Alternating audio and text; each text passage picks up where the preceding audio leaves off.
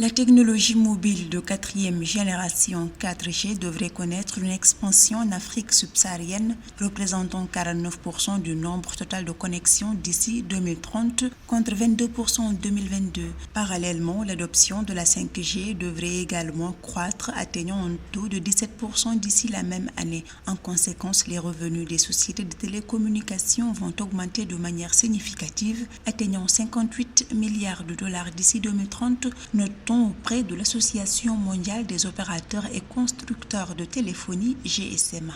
En matière de recettes, les télécoms coûtent un peu cher en termes d'investissement, mais une fois que les investissements effectués dans les 5-10 ans après, c'est qu'il y a un retour d'investissement, ce qui fait que les recettes vont augmenter parce qu'il y a beaucoup de plus de populations qui utilisent la 4 et la 5G. Ceci dit, il y a déjà beaucoup d'investissements qui sont faits déjà dans la 4 et dans la 5G. Je crois que dans certains pays déjà, la 4G et la 5G sont déjà fonctionnelles. La connectivité mobile en Afrique subsaharienne continue de stimuler la transformation numérique et les progrès socio-économiques. En 2022, les activités liées à la 5G se sont multipliées en Afrique subsaharienne. Cette technologie, qui devrait rapporter 11 milliards de dollars à l'économie de l'Afrique subsaharienne en 2030 d'après GSMA, ouvre la voie à de nouvelles possibilités dans les domaines tels que l'éducation, la santé, les affaires, entre autres.